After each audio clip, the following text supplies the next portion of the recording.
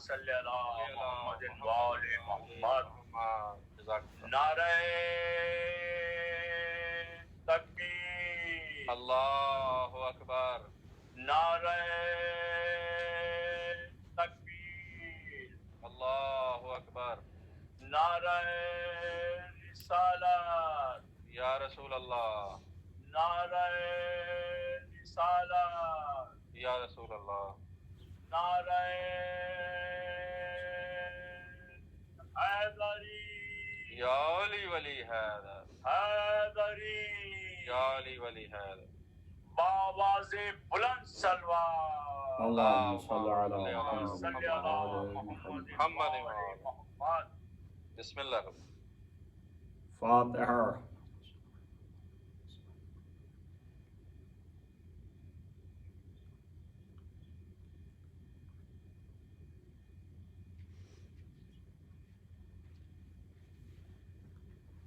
أعوذ بالله السميع العليم من الشيطان اللعين الرجيم. بسم الله الرحمن الرحيم وبه نستعين وهو المعين.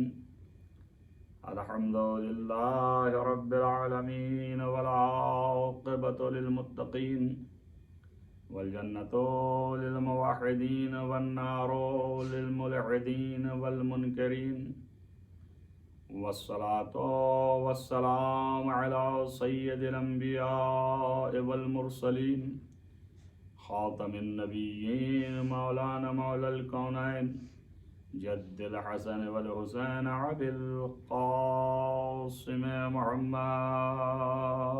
اللهم صل على محمد وآل محمد. ولا سيما على ابن عمه ووزيره ووصيه وخليفته مطلوب كل طالب غالب كل غالب مولانا علي بن أبي طالب. اللهم صل على اللهم صل على محمد وآل محمد.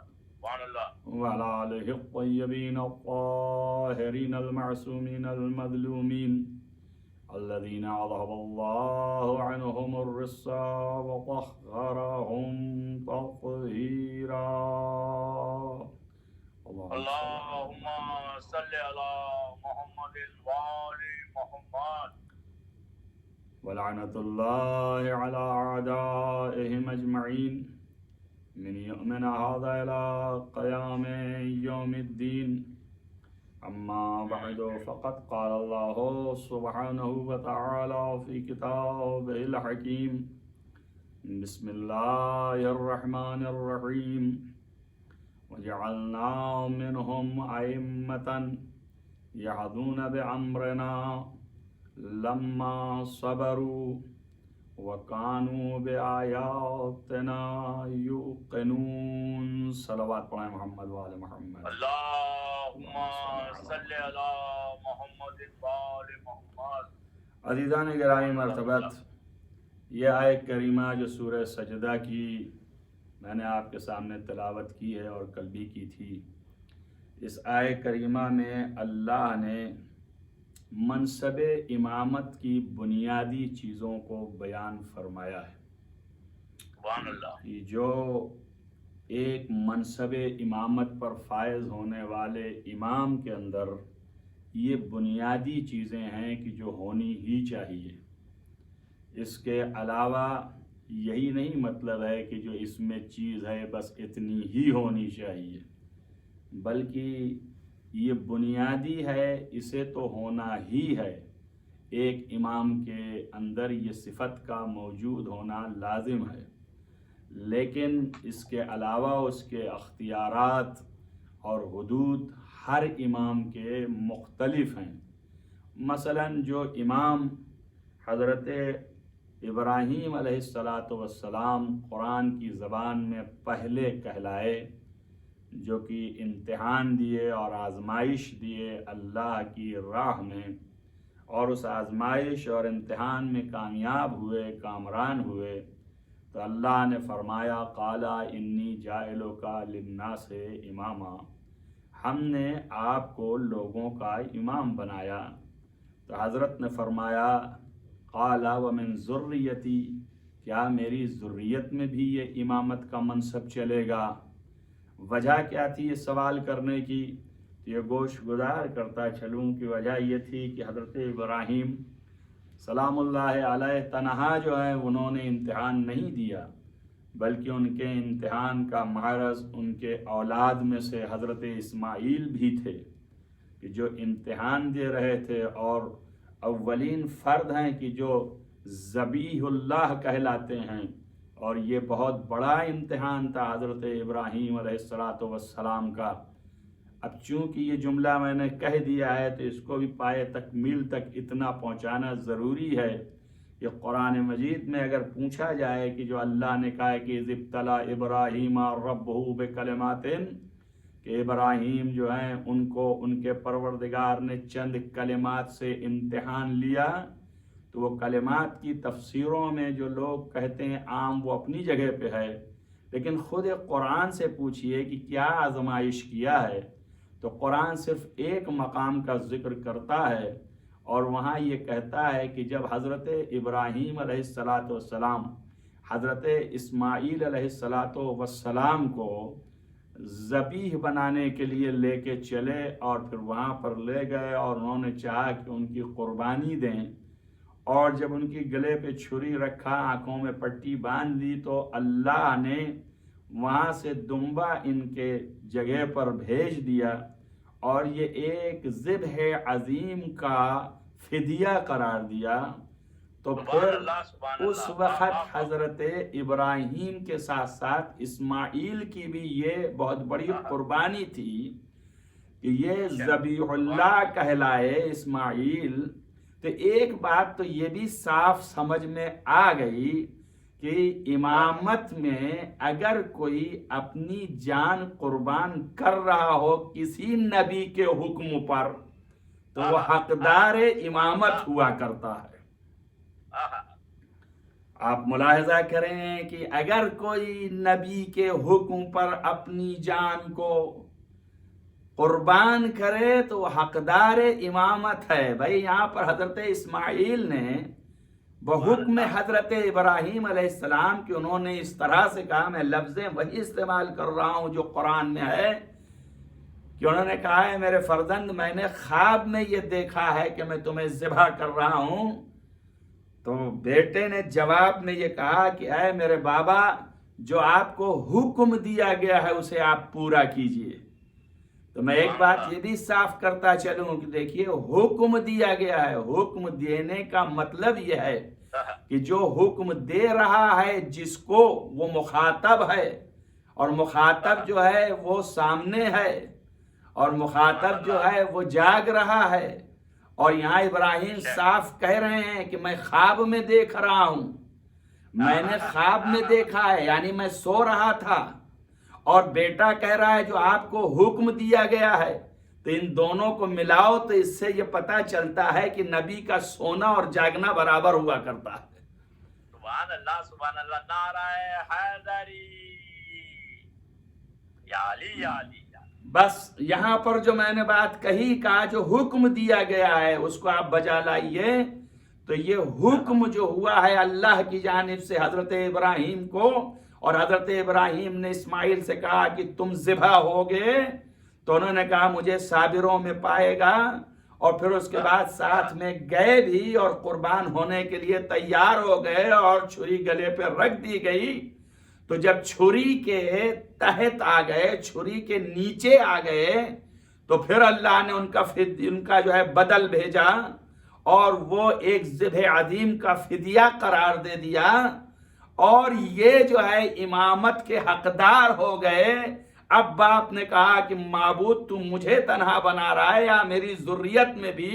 تو اللہ نے کہا کہ صرف ظالم نہیں پائے گا۔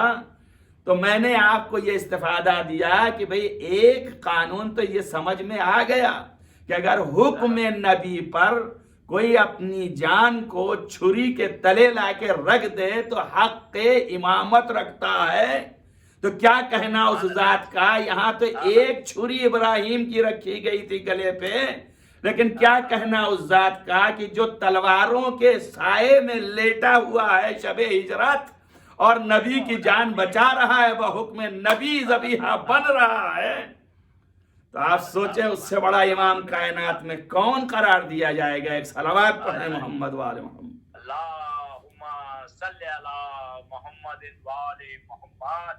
سبحان اللہ سبحان اللہ۔ تو یہ جو ہے وہ حضرت ابراہیم علیہ السلام نے یہاں پہ ایک پہلی شرط اللہ نے لگا دی کہ لا ینال عہدی الظالمین، میرا یہ عہدۂ امامت ظالم تک نہ پہنچے گا۔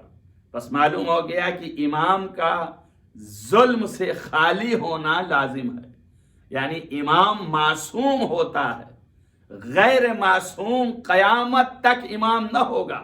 اب کوئی بھی لکھ لے اپنے کو، کچھ لکھنے سے تھوڑی امام ہوتا ہے، اللہ کے یہاں بنایا گیا ہو، اور اللہ کے یہاں بنانے کا مطلب یہ ہے کہ اس سے ایک لمحے کے لیے بھی اللہ کے مقابلے میں کوئی معصیت سرزد نہ ہو، کوئی گناہ اس کا سرزد نہ ہو، اور وہ معصوم ہو۔ تو یہ پہلی دلیل جو ہے اس کو میں نے اس لیے بیان کیا، یہ مقدمے میں آئے گی اس آیت کے، کہ اس آیت کے بارے میں کہ جہاں پر انبیاء بنی اسرائیل کا خطاب کرتے ہوئے خدا نے کہا وَجَعَلْنَا مِنْهُمْ أَئِمَّةً يَهْدُونَ بِأَمْرِنَا، ہم نے انہی میں سے، حضرت ابراہیم کی اولادوں میں سے، انہی میں سے ہم نے کچھ ائمہ بنائے ہیں کہ جو ہمارے امر سے اور حکم سے ہدایت کرتے ہیں۔ تو ایک دوسری شرط بھی آ گئی کہ ائمہ کچھ بولتے بھی نہیں ہیں، چاہے مقام ہدایت ہی میں کیوں نہ ہوں، یعنی امر بالمعروف ہی کیوں نہ کر رہے ہوں، نہی عن المنکر ہی کیوں نہ کر رہے ہوں، لوگوں کو اچھائی کی طرف کیوں نہ لا رہے ہوں، لوگوں کو برائی سے دور کرنے کا کیوں نہ خیال رکھتے ہوں، لیکن اس وقت تک کر ہی نہیں سکتے جب تک کہ امر الہی نہ ہو۔ تو جس کے پاس امر آ جائے وہی ہدایت کرتا ہے، اور جو صاحب امر ہو جاتا ہے اسی کو اولی الامر کہا جاتا ہے۔ ایک صلوات پڑھیں محمد وآل محمد۔ اللہم صلی علی محمد وآل محمد۔ اللہ نے کہا کہ یہدون بامرنا، یہ دوسری صفت ہے، اور تیسری صفت یہ ہے کہ لما صبروا، جب ان میں صبر کی صلاحیت پیدا ہوئی، انہوں نے صبر کیا تو ہم نے انہیں امام بنایا۔ دیکھیے یہاں پر ظاہر جو ہے وہ یہ ہے کہ یہاں پہ آنے کے بعد دنیا میں صبر کا مشاہدہ کیا گیا، ہر ایک کے ساتھ تو نہیں ہے، تو اس لیے کہ حضرت ابراہیم اور حضرت اسماعیل نے گرچہ صبر کیا، اس لیے کہا ستجدنی انشاءاللہ من الصابرین، کہ تم ہمیں آئے میرے بابا صابروں میں سے پاؤ گے، یعنی میں ذبیح ہونے کے لیے تیار ہوں۔ اور وہاں پر باپ کو بھی یہ آسان کام نہیں آئے کہ اپنی اولاد کے گلے پہ چھری رکھے، تو وہ ذبح کرنے کو بھی تیار ہیں، یہ بھی مقام صبر تھا۔ ان دونوں نے صبر کیا، مگر یہ دو ہی ہیں، لیکن یہاں پر آیت نے کہا کہ سب نے جب صبر کیا، چونکہ اوروں کو بھی امامت ملی، مثلا حضرت موسیٰ ان کو بھی امامت ملی، کیوں؟ اس لیے کہ وہ بھی نسل ابراہیم میں سے ہیں۔ حضرت عیسیٰ ان کو بھی امامت ملی، وہ بھی درجہ امامت پر ہیں، لیکن یہ درجہ جو ہے اس کے بنیادی اصول ان کے پاس پائے جاتے ہیں۔ یہ بات اور ہے کہ حضرت اسماعیل کی اولاد میں رسول اکرم صلی اللہ علیہ وآلہ وسلم، حضرت محمد مصطفیٰ صلی اللہ علیہ وسلم جو ہیں، ان کو بھی امام قرار دیا گیا، تو یہ بھی امام ہیں۔ اس بات سے ایک بات اور روشن ہو جاتی ہے کہ اس کے بعد جب سلسلہ امامت چلے گا تو انہی کے ساتھ جتنا حق امامت ان کو ملا ہے اتنا ہی حق امامت علی مرتضیٰ کو ملا ہے۔ اسی لیے رسول نے فرمایا انا وعلی من نور واحد، میں اور علی دونوں ایک ہی نور سے ہیں، علی منی وانا منہ، علی مجھ سے ہیں اور میں علی سے ہوں۔ ایک صلوات پڑھیں محمد والے۔ سبحان اللہ، نعرہ حیدری۔ آپ اس سے اندازہ لگا سکتے ہیں کہ آپ اس گفتگو سے اندازہ لگا سکتے ہیں کہ وہ مقام امامت جو ہے اس کا سلسلہ جاری ہے کہ جسے حضرت ابراہیم علیہ السلام نے پایا تھا امتحان کے بعد، صبر کرنے کے بعد، اور یہ قاعدہ صبر لگا دیا۔ اللہ کے علم میں ہے کہ حضرت موسیٰ بھی صبر کریں گے اسی طرح دنیا میں، حضرت عیسیٰ بھی صبر کریں گے اسی طرح، رسول اکرم بھی صبر کریں گے اسی طرح، اور دیگر ائمہ جو ہیں رسول اکرم نے فرمایا کہ ہمارے بعد 12 جو ہیں یہ امام ہیں۔ تو یہ امامت کا سلسلہ حضرت ابراہیم علیہ السلام کی نسل میں چلا جا رہا ہے، یہ نہیں رکا۔ حضرت ابراہیم علیہ السلام پہلے نبی تھے، پھر نبی ہونے کے ساتھ ساتھ رسول ہوئے، رسول ہونے کے ساتھ ساتھ خلیل ہوئے، اور خلیل ہونے کے ساتھ ساتھ اولو العزم ہوئے، اور اس کے بعد امام ہوئے۔ یعنی امامت کا عہدہ آخر میں ملا، اور یہ عہدہ ظالم کو مل نہیں سکتا۔ نبی بھی جو ہے ظالم نہیں ہوتا، رسول جو ہے وہ بھی معصوم ہوتا ہے، اور خلیل جو ہے وہ بھی معصوم ہے، اور اولو العزم جو ہے سب سے اعلیٰ ہے، صاحب عزم ہے، صاحب ہمت ہے کہ کبھی گناہ پر جو ہے اس کی طرف بڑھ نہیں سکتا۔ اب اس کے بعد جو ہے اس کو مقام امامت دیا گیا، تو معلوم ہوا کہ نبوت سے افضل امامت، رسالت سے افضل امامت۔ اب جب ہم یہ کہنے لگتے ہیں تو بہت سے لوگ یہ سمجھتے ہیں کہ رسول اللہ کو حضرت علی سے کم کرنا چاہتے ہیں۔ ارے بابا، رسول اللہ خود بھی مقام امامت پر ہیں، اور حضرت علی بھی مقام امامت پر ہیں۔ بات صرف رسالت کی ہے کہ رسول نے کہا کہ میرے بعد جو ہے کوئی نبی نہیں ہے، تو علی نبی تو نہیں ہے لیکن امام ہیں، اور امامت درجہ آخر ہے۔ بس بات اتنی سی ہے کہ جب ابراہیم درجہ امامت پائے تو رسالت کے درجے سے بلند ہوئے، خلت کے درجے پہ آئے، خلت کے درجے سے بلند ہوئے، اور بالا تر اولو العزم کے درجے پہ آئے، اس کے بعد امام بنے ہیں۔ تو کم سے کم اتنا تو مان لو کہ ایک امام کی بنیادی صلاحیت ایسی ہونی چاہیے کہ اس کے پاس درجہ نبوت و رسالت و خلت و اولو العزمی کے جتنے صفات ہیں وہ صفات پر رکھتا ہو، صفات اس کے پاس موجود ہو، چاہے وہ نبی بالفعل ہو یا نہ ہو، کہ اس لیے کہ نبی نہیں ہو سکتا، یہ منصب عطا کرنا اللہ کا کام ہے۔ تو نبی تو نہیں ہے لیکن صفات نبوت رکھتے ہیں، نبی تو نہیں ہے لیکن صفات رسالت رکھتے ہیں، نبی تو نہیں ہے لیکن صفات اولو العزم رکھتے ہیں۔ اگر یہ صفات نہ رکھتے ہوتے تو ابراہیم جو ہیں وہ بھی رسول اکرم پر ایمان رکھتے ہیں۔ کیوں؟ اس لیے کہ قرآن نے کہا ہے کہ میں آخری نبی جو بھیج رہا ہوں اس کے اوپر تمہیں ایمان لانا ہوگا۔ تمام انبیاء سے قرار لیا تو ان تمام انبیاء میں ابراہیم اولو العزم ہیں، موسیٰ اولو العزم ہیں، عیسیٰ اولو العزم ہیں۔ یہ اولو العزم پیغمبر یہ سارے کے سارے سب نے عہد دیا کہ ہاں ہم اقرار کرتے ہیں کہ اس پر ایمان لے آئیں گے۔ تو جب رسول اللہ پہ سب یہاں آنے کے بعد ایمان لے آئے اور رسول کو آخری رسول مان لیا تو یہ سب مومن ہو گئے، اور جب مومن ہو گئے تو رسول ان کے رسول آخری ہو گئے، تو یہ ان کی امت ہو گئے، اور جب ان کی امت ہو گئے تو امت کی ہر فرد کا مولا رسول ہو گیا۔ اسی لیے رسول نے کہا ہے کہ النبی اولیٰ بالمومنین من انفسہم، کہ نبی کیا اولا نہیں ہے تمام مومنین سے ان کے نفسوں پر؟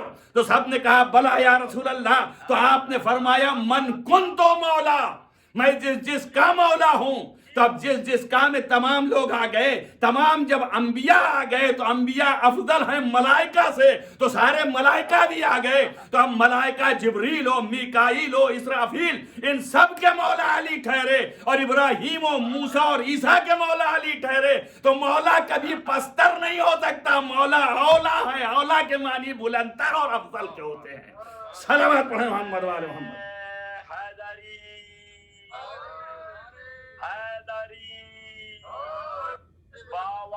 بلند سلوات علی مولا، علی مولا قبلہ سلامت ہیں۔ آپ اندازہ لگائیں کہ یہ سیرت اور یہ مقام اور یہ مرتبہ اور یہ عظمت جو آپ کو نصیب ہوئی ہے وہ تمام تر فضیلت ہے۔ اب لما صبرو کے معنی کیا ہیں؟ لوگ ظاہر میں سمجھتے ہیں کہ حضرت ابراہیم اور اسماعیل کا قربانی کے گھاٹ اترنے پر جو صبر ہوا اس کا نام ہے۔ جی نہیں، صبر ایک ایسی صفت ہے کہ یہ عصمت کا پتہ دیتی ہے۔ صبر جو ہے ایسے آپ جو ہیں آپ کے ہاں تھوڑا سا کچھ نہیں ہے، دال روٹی یا تھوڑی سی کچھ نہیں ہے، آپ کو یہ دنیا کی زندگی کی چیزیں، تو آپ اس پر اگر رکے ہوئے ہیں تو سمجھ رہے ہیں کہ آپ صابر ہو گئے۔ یہ صبر کی منزلیں نہیں ہیں، یہ تو نعمات الہیہ ہیں۔ اب یہ آپ کو چاہیے کہ اللہ نے آپ کے لیے نعمت فراوان کی ہے تو اپنے سے بڑھ کر کے اٹھا لیجئے لقمہ. کم سے کم ہاتھ بھی دیا ہے اللہ نے, آپ کو صلاحیت بھی دی ہے اللہ نے. اب اگر آپ صلاحیت نہ اپنی بکار لے آئیے تو یہ صبر تھوڑی نہ ہے. صبر تو یہ ہے کہ اللہ کے حکم پر, یعنی اللہ کی تمام تر وہ چیزیں جو ناپسند ہیں, چاہے وہ اشیاء ہوں چاہے وہ افعال ہوں, اور تمام تر وہ چیزیں جو اللہ کو پسند ہیں, اس پر اپنے نفس کو پائے بند کر دینا ہی صبر ہے. یعنی انسان جو ہے وہ تمام وہ چیزیں جو اللہ کو ناپسند ہیں اس کو اپنے نفس سے دور رکھے, اور جو اللہ کو پسند ہے اس کو اپنے نفس میں راسخ رکھے. اور یہ کرنے کے لیے بڑی قوت و طاقت نفس کی ضرورت ہے, اس لیے کہ کتنی چیزیں ایسی ہیں جو اللہ کو ناپسند ہیں لیکن انسان کو پسند ہے. تو انسان جب اللہ کی ناپسندی کو دیکھے اور اپنے نفس کو اتنا بلند کر دے کہ پھر وہ چیز قریب نہ آنے پائے, تو اللہ نے پوری کائنات میں جب نگاہ ڈالی تو سارے بندوں کے درمیان ایک نفر نہ ملا ایسا کہ جو اللہ کی ہر ناپسند چیز کو اپنے قریب نہ آنے دے اور ہر پسند چیز کو اپنے نفس سے دور نہ جانے دے, سوائے 5 کے. جب وہ 5 ہی نظر آئے تو اللہ نے نبی سے کہا کہ اب تم چادر کو تان لو, اس کے اندر داخل کر لو. جب اندر داخل ہو گئے تو کہا اہل بیت, تمہیں اللہ نے ایسا تم سے رزق کو دور رکھا ہے جو دور رکھنے کا حق ہے, اور ایسا پاک کیا ہے جو پاک رکھنے کا حق ہے. صلوات پڑھیں محمد وعلی محمد.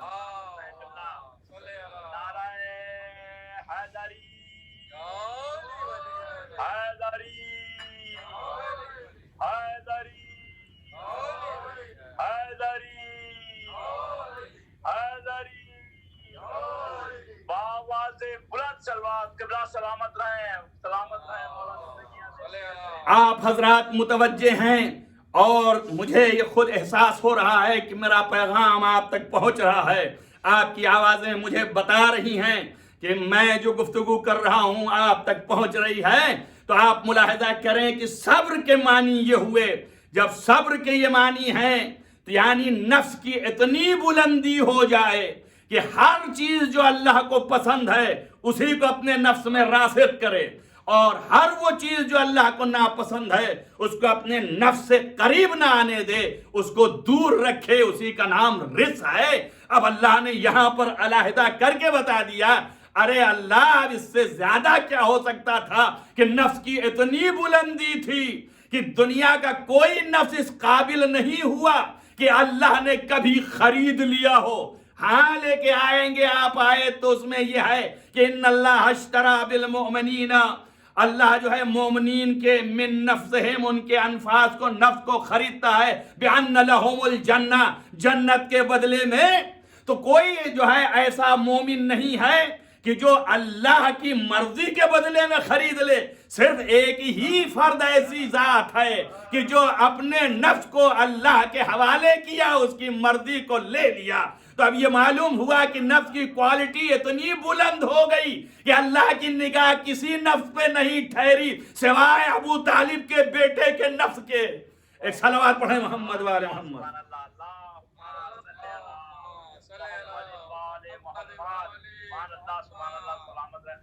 جب یہ نفس اتنا بلند اور برتر اور بالا ہے کہ جس کو خریدا اللہ نے, اور یہ نفس اپنی منزلت بلندی اور ترقی کی وجہ سے اللہ نے اس کو اپنا لیا اور کہا اب یہ نفس میرا. کیوں؟ اس لیے کہ ہر پسندیدہ چیز خدا کی یہاں محفوظ ہے, اور ہر ناپسندیدہ جو ہے خدا کا وہ یہاں سے دور ہے. تو یہ ہو گیا کیا قدوس, یہ ہو گیا کیا پاکیزہ, یہ کیا ہو گیا, یہ ایسا اللہ نے بنایا. چونکہ وہ سبحان تھا, وہ قدوس تھا, تو سبحان و قدوس کبھی کسی کمترین نفس کو یا کہیں کسی نفس میں جہاں رس رہ جائے اپنا نہیں سکتا ہے. شب ہجرت اس نے خرید کے دنیا کو بتایا کہ دنیا میں کوئی اور نفس ہو تو اس کی میں ذمہ داری نہیں لیتا, میں تو صرف علی کے نفس کی ذمہ داری لیتا ہوں کہ یہ نفس جو ہے قدوس بھی ہے, یہ نفس پاکیزہ بھی ہے. ایک صلوات پڑھیں محمد والے محمد.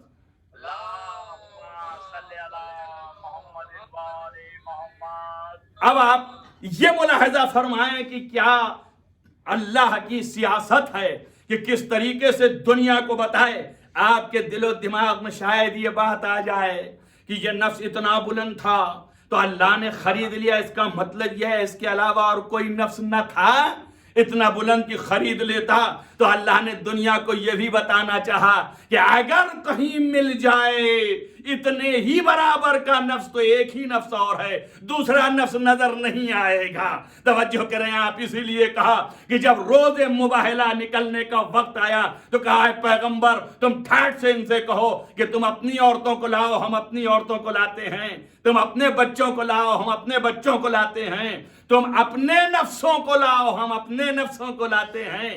تمام دنیا کے مفسرین و مورخین نے لکھا کہ نفسوں کی جگہ پر رسول اللہ اپنے ساتھ علی کو لے گئے دنیا کو بتانے کے لیے یہ نفس علی نفس رسول دونوں مساوی ہے. صلوات پڑھیں محمد وآل محمد.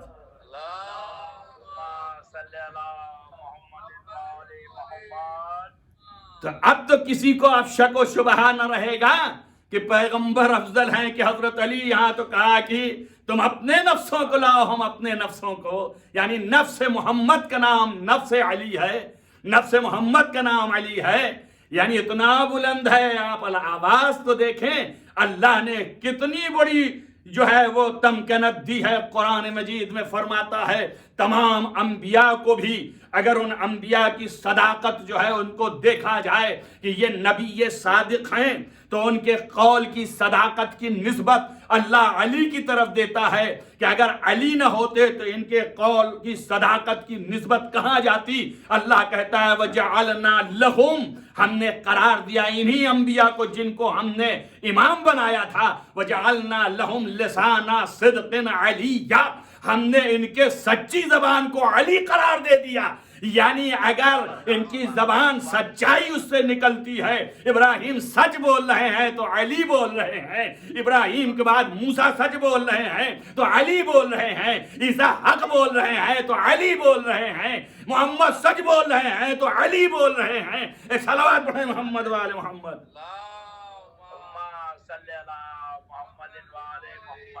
نعرہ حیدری حیدری حیدری بآواز بلند سلوات. آج دنیا کے سامنے یہ بات پیش کی جاتی ہے تو وہ حیرت میں اور حیران رہتی ہے مگر اعتراض کرنے پہ تیار بھی رہتی ہے کہ آپ نے انبیاء کی زبان کو علی بتا دیا. اب قرآن کہہ رہا ہے کہ وَجَعَلْنَا لَهُمْ لسان صدق علیہ، ہم نے ان لوگوں کی سچی زبان علی کو قرار دیا. آپ اندازہ کریں یہ آپ کو اتنا کھل رہا ہے کہ انبیاء کی زبان علی بن گئے. ارے علی اتنے بلند اور ان کی زبان اتنی بلند تھی کہ انبیاء کو اگر نسبت دی اللہ نے تو کوئی بڑی چیز نہیں ہے. کیوں؟ اس لیے کہ اس اللہ نے خود اپنی زبان علی کی زبان قرار دے دی. تبھی تو اس نے شب ہجرت جو ہے، تبھی تو اس نے روز معراج جو ہے جو گفتگو کی وہ علی کے لہجے میں گفتگو کیا. کیوں؟ اس لیے کہ پیغمبر کو بھی وہی زبان قرار دی تھی علی کی، تو اسی زبان میں بات کیا تاکہ وحشت نہ ہو پیغمبر کو. ایک صلوات پڑھیں محمد وآل محمد.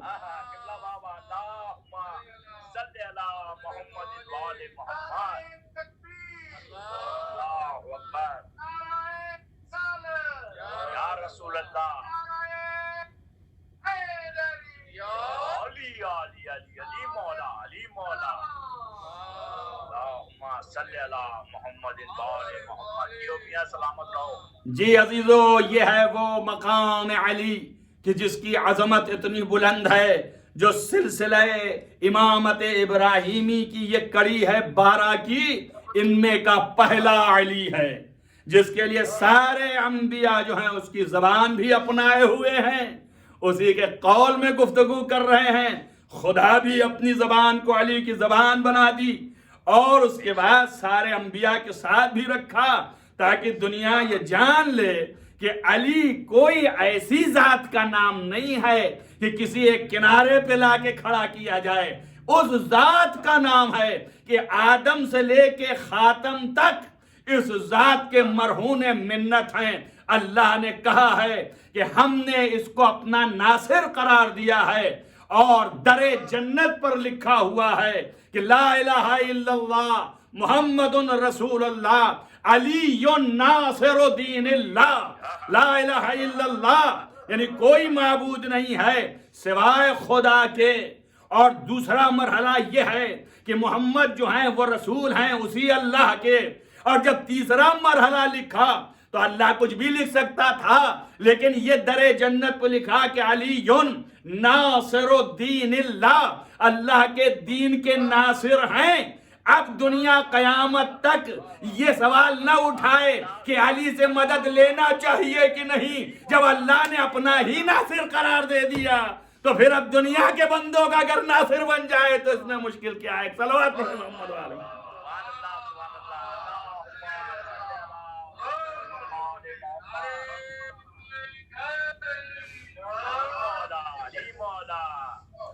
یہ وہ ذات ہے کہ جس کے نفس کی اتنی بلندی ہے، اور جب نفس اتنا بلند ہے تو عزیزو صبر یعنی اپنے اندر تمام محبوبات الہیہ کو بسانا اور تمام مکروہات الہیہ کو دور رکھنا. ناپسند جو چیزیں ہیں خدا کو اس کو اپنے سے دور رکھنا، اور جو محبوب خدا ہیں اس کو اپنے سے قریب رکھنا. بھائی جب تک آپ جانیں گے نہیں کہ پسند کیا ہے، جب تک آپ جانیں گے نہیں کہ ناپسند کیا ہے، اس وقت تک آپ نہ اپنے نفس میں رچا سکتے ہیں پسند کو اور نہ ناپسند کو دور کر سکتے ہیں. تو لازم ہوا کہ علم ہو، اور ایسا علم ہو کہ ہر محبوب الہی کو جانتا ہو، اور ایسا علم ہو کہ ہر ناپسند الہی سے واقف ہو. تو یہ وہی ہو سکتا ہے کہ جس کو خدا نے اپنے علم کا مرکز بنایا ہو، اس لیے کہ ہر چیز کا علم سوائے خدا کے اور کسی کے پاس نہیں ہے. تو اب اللہ نے کہا کہ ہر چیز کا علم جو ہے پیغمبر میں تمہیں دے رہا ہوں. یہ قرآن میں نے تمہارے اوپر نازل کیا تبیانا لکل شیء، جو ہر شے کا بیان رکھتی ہے. اور دوسری جگہ کہا وعلمک ما لم تکن تعلم، اور آپ کو وہ بھی ہم نے پڑھا دیا جو دنیا میں کبھی کسی کو نہیں پڑھایا اور آپ پڑھ بھی نہ سکتے تھے، وہ بھی ہم نے آپ کو پڑھا دیا. جب ان کو سب کچھ دے دیا تو اب اس کے بعد کہا تم اعلان کر دو کہ علی کی ذات کیا ہے. تو اب نبی نے فرمایا انا مدینۃ العلم، میں علم کا شہر ہوں، وعلی بابھا، اور علی اسی علم کے شہر کے دروازہ ہیں.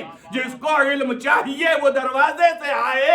یعنی یہ بھی بتا دیا کہ نبی کا علم ایسے نہیں مل سکتا جب تک در علی پہ جبا سبائی نہ کی جائے.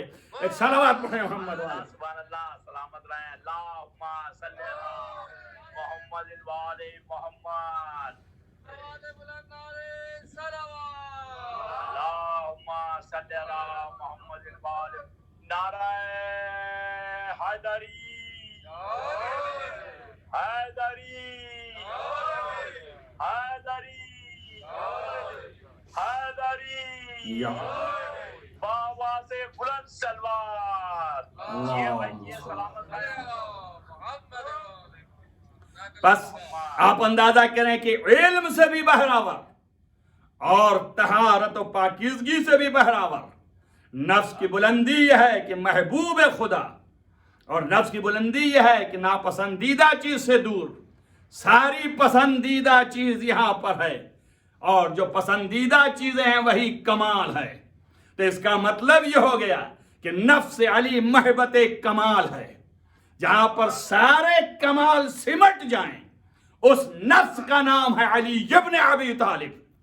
سارے کمال جہاں پر محفوظ ہوں، اور کمال کو کبھی سرنگونی نہیں، ہمیشہ کمال جو ہے وہ ہر میدان میں جہاں بھی ہو ہمیشہ اوپر رہتا ہے، اور کمال ہی کا نام حق ہے.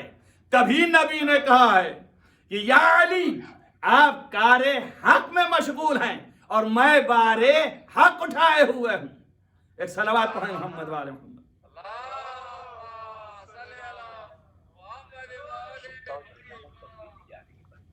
آپ اندازہ کر رہے ہیں کہ یہ عظمت علی ابن ابی طالب یعنی امامت کی اس سلسلے میں جو خصوصیت ہے وہ یہ ہے کہ اقتدار اس قدر ہے جب نفس کی بلندی ایسی ہو گئی کہ صرف اللہ کے تمام کمالات کا محور قرار دے دیا. جب ایک بات اور کہتا چلوں, وَمِنَ النَّاسِ مَن يَشْرِي نَفْسَهُ ابْتِغَاءَ مَرْضَاتِ اللَّهِ, یعنی جو لوگوں میں ہے اپنے نفس کو بیچ رہا.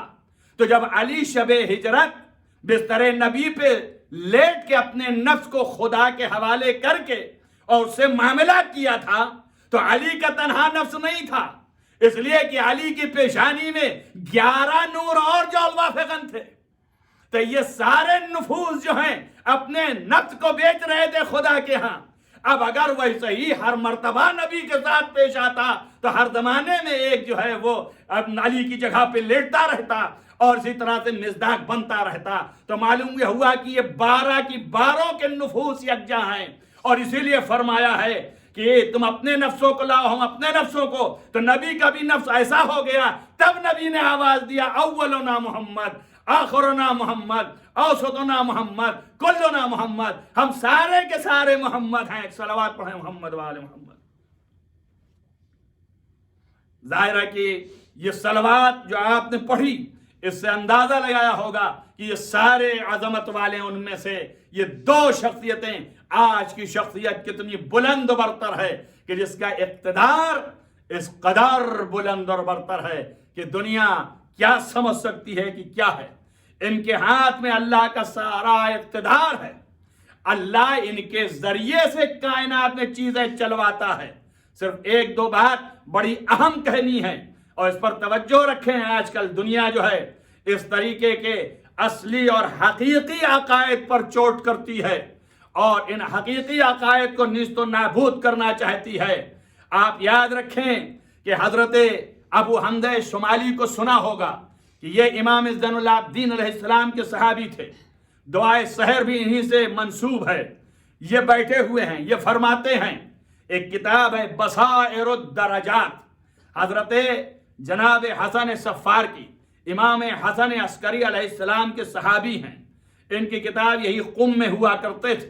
ان کی کتاب کا نام ہے بصائر الدرجات, یعنی بصیرت والے درجات کی بلندیوں کو بیان کر رہے ہیں اور یہ بتا رہے ہیں کہ جناب ابو حمزہ شمالی حضرت امام زین العابدین علیہ السلام کے ساتھ بیٹھے ہیں. ان کے سامنے دیوار ہے, دیوار پر انگریزی میں جس چڑیے کو اسپیرو کہتے ہیں, چھوٹی چھوٹی چڑیاں ہوتی ہیں, وہ بیٹھی ہوئی ہیں اور بہت زیادہ کچھ بولتی چلی جا رہی ہیں. تو انہوں نے پوچھا امام سے کہ مولا یہ کیا کہہ رہی ہیں؟ آپ نے فرمایا کہ اے ابو حمزہ, یہ کہہ رہی ہیں, ہم سے درخواست کر رہی ہیں کہ اب ہمارے رزق کا وقت آ رہا ہے, آپ ہم تک ہمارے رزق کو پہنچائیے. جیسے ہی یہ آپ نے فرمایا, ابو حمزہ شمالی ان کی طرف دیکھنے لگے. آپ رزق پہنچائیے, رزق تو اللہ دینے والا ہے, آپ کیسے رزق پہنچائیں گے؟ آپ نے مسکرا کے ابو حمزہ شمالی سے کہا کہ اے ابو حمزہ شمالی, تم صبح کو سویا نہ کرو جب تک کہ طلوع آفتاب نہ ہو جائے, اس لیے کہ نماز کے وقت سے لے کے طلوع آفتاب کے درمیان اللہ رزق کو بانٹتا ہے. اور اس کے بعد پھر آپ نے کہا ان اللہ یقسم ارزاق العباد, اللہ جو ہے بندوں کے رزق کو تقسیم کرتا ہے. اور اس کے بعد بلا فاصلہ آپ نے فرمایا کہ یہ جو کچھ بھی کرتا ہے فَيَجْرِيهَا عَلَى يَدَيْنَا, یہ ہمارے ہاتھوں سے جاری کرواتا ہے. تو معلوم یہ ہو گیا کہ جتنے امور کائنات اللہ کی قدرت میں ہے وہ سب کا اجرا کرنے والے ائمہ اہل بیت اطہار علیہم الصلوۃ والسلام ہیں. ایک صلوات پڑھیں محمد والے محمد. صلی اللہ محمد والے محمد. سبحان اللہ سبحان اللہ, سلامت رہے قبلہ. واہ واہ واہ واہ واہ واہ. اب جو لوگ یہ کہتے ہیں کہ یہ کیسے رزق بانٹتے ہیں, یہ تو اللہ کا کام ہے, کہ اللہ معطل ہو گیا. اللہ معطل نہیں ہے, وہ کام لیتا ہے. اب جس سے چاہے گا جیسے لے گا. اس لیے امام کی یہ نص ہے کہ امام نے فرمایا وَعَلَىٰ أَيْدِينَا يَجْرِيهَا, یعنی خدا جو ہے یہ تقسیم رزق کا جریان اور جاری اور ساری کرتا ہے ہمارے ہاتھوں سے. اسی لیے ہمارے مولا کائنات امیر المومنین علیہ السلام نے ایک روایت میں ہے, ایک صحابی نے پوچھ لیا تھا کہ رزق کی کتنی قسمیں ہیں, تو آپ نے فرمایا رزق کی 300 سے زائد قسمیں ہیں، 360 قسمیں ہیں. سب سے آخری درجہ جو اس کا ہے، نچلا درجہ، وہ یہ کھاتے ہو جو یہ رزق ہے، اور سب سے اعلیٰ درجہ اس کا معرفت پروردگار ہے، معرفت پروردگار ہے. اور یہ معرفت کا رزق نہیں ملتا مگر ہمارے واسطے سے بڑھتا ہے. ایک صلوات پڑھیں محمد وآل محمد. اللہم صلی علی محمد وآل محمد. کیوں نہ بٹے ان کے حوالے سے؟ اس لیے کہ معرفت کی بنیاد وہ ہیں. آپ توجہ رکھیں، علم جو ہے یہ چراغ عقل ہے، کہ انشاءاللہ تعالی آئندہ کل کی مجلس میں بیان ہوگا. اور علم کی حقیقت جو ہے اس کا نام معرفت ہے، اور معرفت کی جو روح ہے اس کا نام یقین ہے، اور یقین کی جو بنیاد ہے اس کا نام اطمینان ہے، اور اطمینان کا جو معراج ہے اس کا نام علی ابن ابی طالب ہے. ایک صلوات پڑھیں محمد وآل محمد. اللہم صلی علی محمد وآل محمد. جو ان درجوں پر فائز ہیں ان کی عظمتیں بلند و برتر ہیں. کل میں نے کہا تھا کہ چھٹے امام کے سامنے کسی شخص نے آ کر کے کہا کہ مولا، حضرت امیر المومنین علی ابن ابی طالب علیہ السلام اتنی قدرت رکھتے ہیں کہ آپ جو ہیں کوفے سے شام حملہ کر سکتے ہیں اور کوئی نہ بھی دیکھے اور وہاں حملہ بھی ہو جائے. آپ نے فرمایا کس طرح؟ کہا ہم تک یہ خبر پہنچی ہے کہ مولا نے خطبہ دیتے ہوئے یہ فرمایا تھا کہ اے لوگوں، کوفے کے لوگوں سے، کہ اگر میں چاہوں تو یہاں سے اپنے پیر کو بلند کروں اور امیر شام کے سینے پہ مار کے اسے تخت سے نیچے کر سکتا ہوں. کہا یہ اتنی بڑی تمکنت ہے کہ ایسا کر سکتے ہیں. امام نے مسکراتے ہوئے اس صحابی سے کہا کہ مجھے تیرے بارے میں شک نہیں ہے کہ تیرا یقین کتنا چھوٹا ہے، کتنا صغیر ہے، کتنا تھوڑا سا ہے تیرے پاس یقین. مگر یہ بتا تو کہ حضرت سلیمان نبی تھے؟ کہا جی ہاں. کہا ان کے وسیع حضرت آصف برخیہ تھے؟ کہا جی ہاں. کہا وہ لمحے میں تخت کو لے کے آ سکتے ہیں جا کر کے؟ اب بتاؤ کہ وہ جو ہیں سلیمان کے وسیع ہیں، سلیمان نبی ہیں، ان سے افضل محمد مصطفیٰ صلی اللہ علیہ وآلہ وسلم ہیں کہ نہیں ہیں؟ اس نے کہا بے شک. کہا ان کے وسیع علی ہیں کہ نہیں ہیں؟ کہا بے شک. کہا بتا جب محمد مصطفیٰ افضل سلیمان ہیں تو ان کا وسیع ان کے وسیع سے افضل ہوگا کہ نہیں؟ جب یہ فلسطین سے جا کر کے وہاں سبا ملک سے تخت کو لا سکتا ہے اور دنیا نہ دیکھے لمحوں میں ہو سکتا ہے، تو اگر علی اپنے پیر کو پھیلا کے یہاں سے اس ملک شام کے امیر کو اگر مار دے تو اس میں حیرت کی کیا بات ہے؟ ایک صلوات پڑھیں محمد وآل محمد. سبحان اللہ سبحان اللہ.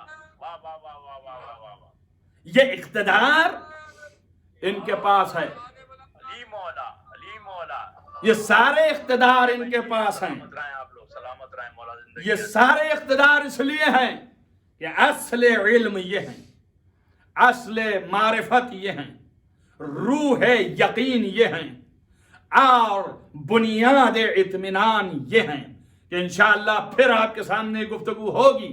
حضرت امام زین العابدین علیہ السلام جن کی شہادت کی شب ہے، جن کے لیے یہ مجلس منعقد ہوئی ہے، جو کہ اپنے جد علی ابن ابی طالب کا جب تذکرہ فرماتے تھے تو کہتے تھے ہم میں سے کوئی ایسا نہیں ہے جو اپنے جد کا مقابلہ کر سکے، جبکہ سارے امام مقام امامت میں مساوی ہیں، لیکن ان کے مقام عظمت کو قبول کرتے ہوئے آپ نے یہ فرمایا کہ وہ ہیں کہ جو عبادت کے میدان میں ثانی نہیں رکھتے تھے، وہ ہیں کہ جو دنیا میں ان کا کوئی ثانی کسی بھی میدان میں نہیں تھا، لیکن اس کے باوجود علی ابن ابی طالب نے لوگوں کی حیاتوں کو بدلا کہ نہیں بدلا.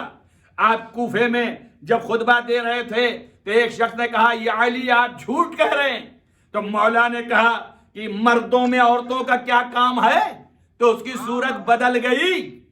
یہ خالی کہنے سے وہ عورت بن گیا تو معلوم ہوا یہ اقتدار مولا کو حاصل ہے. آپ سے کیا عرض کروں کہ امام زین العابدین علیہ السلام کے سامنے ان کا ایک صحابی تھا، اس نے ایک سوال کیا، کہا مولا کس وجہ سے ہم افضل ہیں ان لوگوں سے جو دشمن خدا اور دشمن رسول اور دشمن ہیں ہمارے ائمہ کے، ان سے ہم افضل ہیں کس بنیاد پر اور کس طرح سے؟ مولا نے مسکرا کے کہا کیا تو اپنی افضلیت دیکھنا چاہتا ہے؟ اس نے کہا بے شک دیکھنا چاہتا ہوں۔ آپ نے اس کے آنکھوں پر اپنا ہاتھ پھیرا اور کہا دیکھ لے۔ اب جیسے ہی آنکھوں پر ہاتھ پھیر دیا، اس نے دیکھا اور کہا مولا جلدی سے مجھے پہلی حالت پر پلٹا دیجئے۔ پوچھا کیوں؟ کہا اس لیے کہ مجھے یہاں کوئی انسان دکھائی نہیں دیتا، یہاں پہ یا سور ہیں یا بندر ہیں، یہ جانور نظر آتے ہیں۔ آپ نے فوراً پلٹا دیا، کہا کم سے کم تجھے معلوم تو ہو گیا کہ جو آل محمد کی محبت دل میں رکھتا ہے وہ انسانیت پر باقی رہتا ہے۔ ایک صلوات پڑھیں محمد و آل محمد۔ اللہم صلی علی محمد و آل محمد۔ جو ان کی ولایت کا قائل ہے، جو ان کی ولایت کو اپنے دل میں بساتا ہے، وہی انسانیت کے جادے پر باقی رہتا ہے اور کمال انسانیت کی طرف بڑھتا ہے۔ عزیزان گرامی، ساری قدرتوں کے بعد امتحان اور آزمائش اللہ کا شیوا ہے۔ اللہ جو ہے اپنے مقرب بندوں سے امتحان اور آزمائش کرتا ہے۔ امام زین العابدین علیہ السلام سے بھی آزمائش کی خداوند متعال نے، اور یہ آزمائش ہے کہ آپ کی نظروں کے سامنے آپ کے گھر کے ایسے ایسے فرد کہ 18 بنی ہاشم کہ جن کا جواب کائنات میں نہیں ہے استعفا کر دیے گئے۔ روایت میں ہے کہ آپ کے سامنے کھانا لا کے رکھا گیا، جیسے ہی کھانا آپ کے سامنے لا کے رکھا گیا آپ روتے روتے روتے اس قدر روئے کہ پانی میں آپ کے آنسو جو ہیں وہ مل گئے، اور آپ کا غلام کہنے لگا مولا اب آپ کب تک روئیں گے؟ 20 برس سے آپ کو میں روتا دیکھ رہا ہوں، آپ کب تک روئیں گے؟ آپ نے کہا تو نے انصاف نہیں کیا، بتا یوسف کے کتنے بیٹے تھے؟ 12 بیٹوں میں ایک بیٹا آنکھوں سے اوجھل ہو گیا، تو یوسف اتنا روئے کہ آنکھ سفید ہو گئی، اتنا روئے کہ سر کے بال سفید ہو گئے اور کمر جھک گئی، جبکہ یہ جانتے تھے کہ یوسف زندہ ہے، فقط زندہ ہے مگر نظروں کے سامنے نہیں ہے۔ تو پھر رات میں رونے لگے، ذرا بتا میری نظروں کے سامنے میرا باپ 3 دن کا بھوکا پیاسا قتل کر دیا گیا، میرا چچا قتل کر دیا گیا، جوان بھائی علی اکبر قتل کر دیا گیا۔ ارے 18 بنی ہاشم ایسے کہ جن کا جواب نہ تھا کائنات میں، دنیا کے چاند و ستارے بھی مقابلہ نہ کر سکے، ان کو ذبح کر دیا گیا، میں کیسے نہ روؤں؟ جزاکم اللہ خیر الجزا۔ عزیزو، آپ کی مصیبت کی انتہا یہ ہے کہ آپ اتنی مصیبتیں برداشت کرتے چلے گئے۔ آپ دیکھیں کہ یہاں پر واقع کربلا میں جو مصیبتیں آپ نے برداشت کی ہیں، لکھا یہ جاتا ہے، روایت میں ہے کہ کسی شخص نے بڑی منت و سماجت کر کے مدینے میں بہت سالوں کے بعد واقع کربلا کے آقا سے یہ وقت لیا کہ ہمارے گھر دعوت میں آئیں۔ آقا تیار ہو کے جو چلے تو کہا یہ جاتا ہے راستے میں بازار تھا، بازار سے گزرے تو آپ ایک مرتبہ ایک چیخ مارے اور بے ہوش ہو کے گر پڑے۔ لوگ اٹھا کے گھر لے آئے، اور اس کے بعد جب آپ کو ہوش آیا تو پوچھا مولا کیا وجہ تھی کہ آپ اتنی تیز روئے؟ آپ نے فرمایا نہ پوچھو، اس لیے کہ یہ بازار تھا، جب میں بازار سے گزرنے لگا تو مجھے یاد آ گیا شام کا بازار، جہاں میری مائیں بہنیں بے مقنع بے چادر اور ظالمین ایک رسن میں باندھے ہوئے ہمیں جانوروں کی طرح کھینچ رہے تھے۔ بس وہ منظر یاد آیا کہ ہماری چھوٹی بہن سکینہ جس کے گلے میں رسن بندھی تھی، ارے کبھی وہ ہاتھ لگائے اور کبھی وہ آواز دے بھیا اب یہ مصیبت برداشت کب تک کروں؟ ارے حسین کے سر سے آواز آیا میرے پیاری ان قریب اپنے باپ سے مل جاؤ گی۔ जज़ाकुम रब्बुकुम खैरल जज़ा।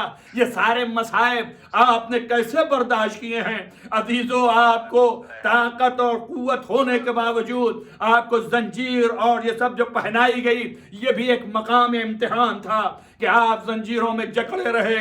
वरना ज़ैनुल आबिदीन जिसकी ये कुव्वत और कुदरत हो कि दुनिया में हैयत लोगों की बदल दे, क्या वो जंजीर या लोहे में पाबंद रह सकता है? नहीं। लेकिन ये भी दर्स के लिए है, दुनिया में दर्स दिया जाता है इसका कि इबरत हासिल करो, और ये अल्लाह की तरफ से इम्तिहान है।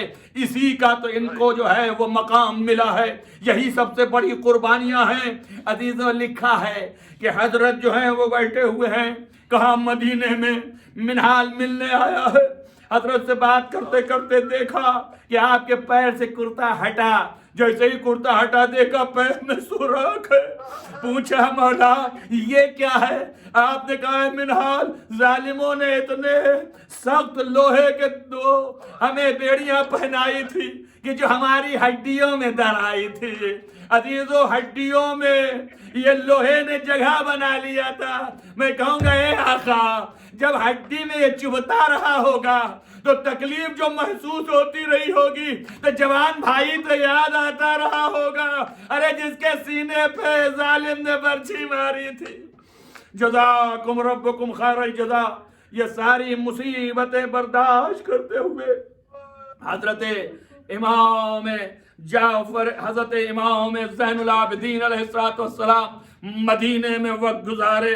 अजीज़ों, बड़े मसाइब बर्दाश्त फरमाए और आप खामोशी से अपने बाप का गम मनाते रहे। यहाँ तक कि तारीखें बताती हैं कि जब वो वक्त आ गया कि आपको जहर दे दिया गया और जहर से आप दुनिया से आप तशरीफ ले जाने लगे, तो चूंकि जहर की ये खुसूसियत में से है कि जब जहर बदन में छिटकता है तो प्यास लगती है। अजीजों, लिखा है कि आपके फर्जंद अर्जुमन हजरत इमाम मोहम्मद बाकर अलैहिस्सलाम आपके साथ मौजूद थे और बार बार आपसे करीब होते थे।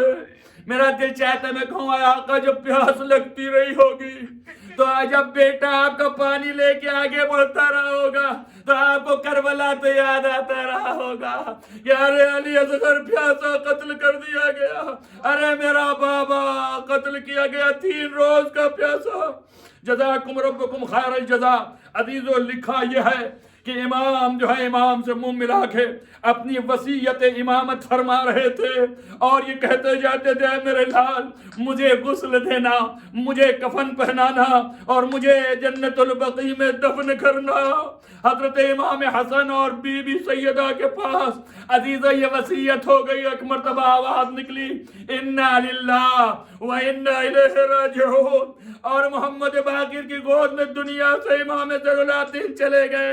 हाथ जोड़ के कहूँ, ए मौला, आप जब दुनिया से जा रहे थे तो अपने लाल की आगोश में थे और आपके ऊपर कोई सवार तो नहीं था, लेकिन ए मौला सरे आशूर, अरे गरीब हुसैन शिम्र सीने पे सवार, बहन जिल्ले ज़ैनबिया पे, और कभी खैमे पे आवाज दे पिसरे साथ तो खड़ा देख रहा है और मेरा माजाया ज़िबा हो रहा है। जज़ाकुम रब्बुकुम खैरल जज़ा। खुदा आपको सिवाय गम हुसैन के किसी गम में न रुलाए। अजीजों, ये वो शब है कि क़यामत आ गई, गुस्ल दिया। इमाम मोहम्मद बाकर अलैहिस्सलाम ने इमाम को गुस्ल इमाम ही देगा, मासूम को गुस्ल गैर मासूम नहीं देता। इमाम ने गुस्ल दिया, कफन पहनाया, वो भी कफन कीमती मदीने का, और उसके बाद आपने नमाज अदा की और नमाज के बाद जब मैयत उठने लगी तो मुअर्रिखीन ने लिखा है कि पूरा मदीना छलक पड़ा। क्यों? इसलिए कि इमाम ज़ैनुल आबिदीन यतीमों की भी खबरगिरी करते, बेवाओं की भी खबरगिरी करते, वहाँ के बच्चों की, असीरों की भी खबरगिरी करते। मदीने के सारे लोग निकल पड़े, ताबूत के पीछे दौड़े। कोई कहता है मेरा वारिस है, कोई कहता है मेरा मालिक है, कोई कहता है अरे आज तक तो इसी ने मुझे पाला है।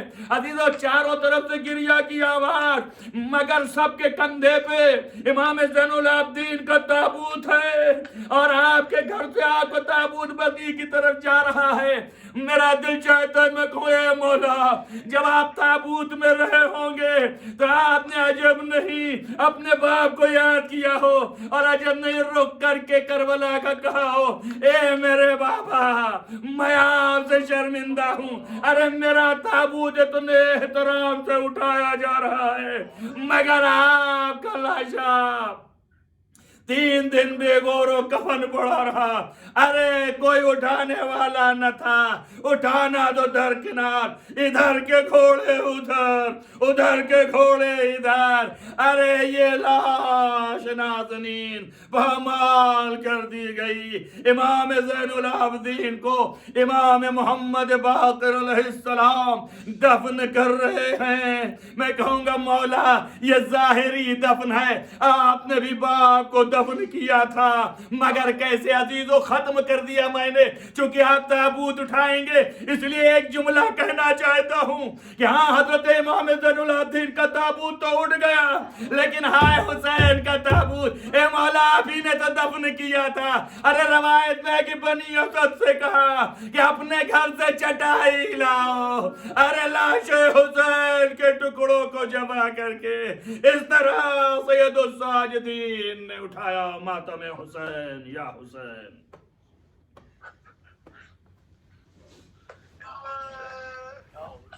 یا حسین